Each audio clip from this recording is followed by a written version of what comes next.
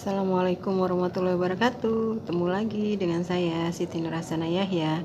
Di video kali ini saya ingin menjelaskan mengenai bagaimana cara menganalisis laporan keuangan di sebuah perbankan syariah.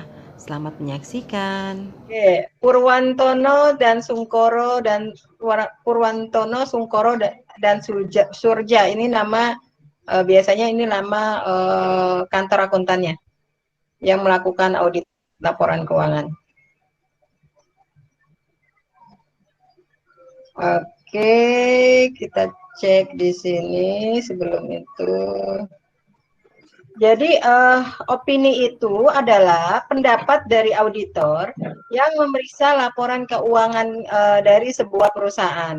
Nah, opini itu artinya, jadi kenapa sih laporan keuangan itu harus diaudit gitu kan? Oleh kantor akuntan publik yang memang notabene dia harus berstatus sebagai independen.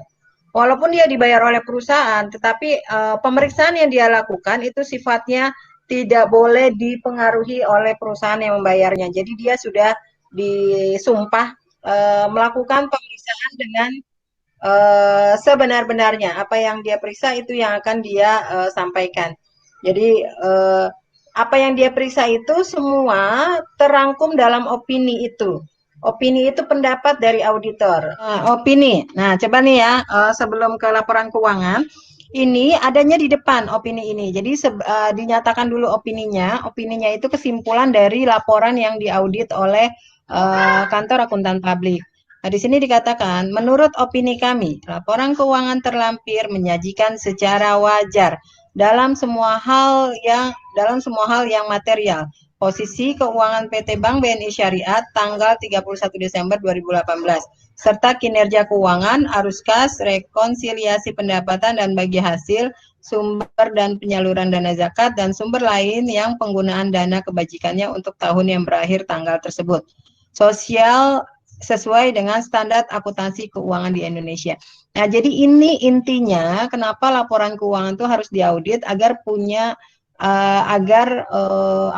pihak-pihak atau investor yang berkepentingan terhadap perusahaan tersebut mengetahui bahwa manajemen yang berada di dalam perusahaan tersebut sudah mencatat sesuai laporan keuangan sesuai dengan standar yang berlaku di Indonesia, ya, bukan di negara lain.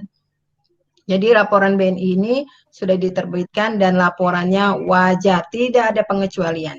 Nah, ini laporan yang paling bagus itu adalah laporan yang wajar. Nah, kita masuk ke dalam bagaimana cara kita melakukan analisis.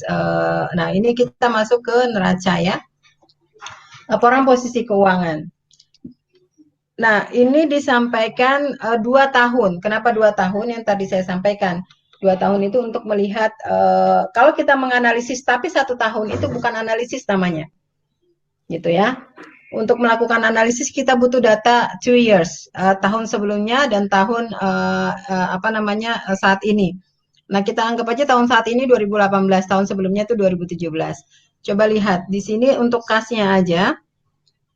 233 di sini nilainya tahun lalu, tahun sekarang 275. Ini terjadi peningkatan sebesar 275. Gitu kan. Dari sini aja udah ada perbedaan. Ini dicatat. Jadi kalau saya melakukan audit, ini saya melihat perbedaan kiri dan kanan. Terus giro penempatan pada Bank Indonesia. Di sini 5 juta, tapi di sini 4 juta. Turunnya kenapa? Ini nanti akan kita cari tahu turunnya kenapa. Di notes, nah ini penjelasan dari kas ini ada di catatan nomor 2, ada di catatan nomor 4, dan di catatan nomor 50. Nanti kita bisa lihat kas ini isinya apa aja sehingga nilainya sebesar 275.000 ini gitu ya. Begitu caranya. Terus di sini ada giro pada bank lain. Ini kurang lebih sama, tidak terlalu ada signifikan perbedaannya. Coba kita cek. Nah, coba nih.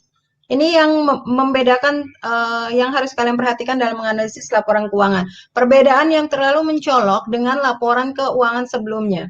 Di sini ada penempatan pada bank lain. Di sini sebesar 51.000. Tapi di tahun 2018 dia cuma 1.500 coba. Bayangkan dia kurangnya banyak banget kan? Sekitar 49.000 dia kurangnya. Ya kan? Nah, itu kemana? Itu yang akan jadi catatan, gitu. Jadi catatan untuk kalian telusuri lagi di mana apa yang terjadi dari 51.000 ini jadi 1.500. Terus dan seterusnya sampai semua item bisa kalian lakukan analisis. Jadi nanti kalian bisa mengetahui apa yang terjadi di tahun lalu dan apa yang terjadi di tahun sekarang.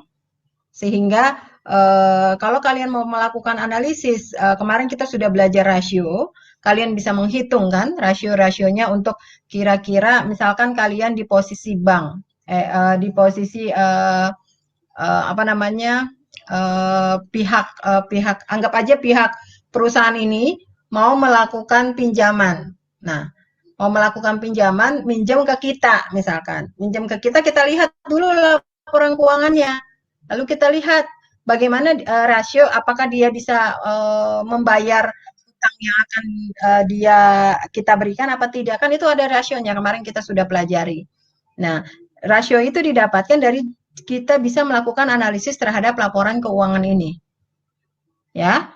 Jadi ini semua item kalian lakukan analisis sampai kalian telusuri. Makanya ada catatan atas di sini ada notes, catatan atau notes. Ini makanya notes ini dimasukkan ke dalam laporan keuangan juga. Jadi kalau laporannya sebenarnya cuma 4, tapi ada yang terakhir itu ada catatan atas laporan keuangan, tapi itu dimasukkan sebagai laporan keuangan. Karena apa? Karena tanpa notes, tanpa ada catatan ini, kita nggak tahu 4 laporan itu isinya apa. Gitu ya. Jadi itu penting sekali untuk disampaikan. Nah, itu bagaimana cara kita melakukan analisis dari masing-masing akunnya. Baru secara item. Nanti giliran secara global kita lihat mana yang terlampau besar signifikan nilainya, dan itu yang pasti akan mempengaruhi perusahaan secara menyeluruh. Nah, ini untuk posisi keuangan. Coba kita lihat laporan posisi di sini apa nih? Masih posisi keuangan. Ini liabilities-nya. Nih, lihat total simpanan tahun lalu cuma 5 juta, tahun ini berarti meningkat menjadi 8 juta. Nah, tahun lalu di sini total liabilities-nya 6 juta, tahun ini menjadi 9 juta.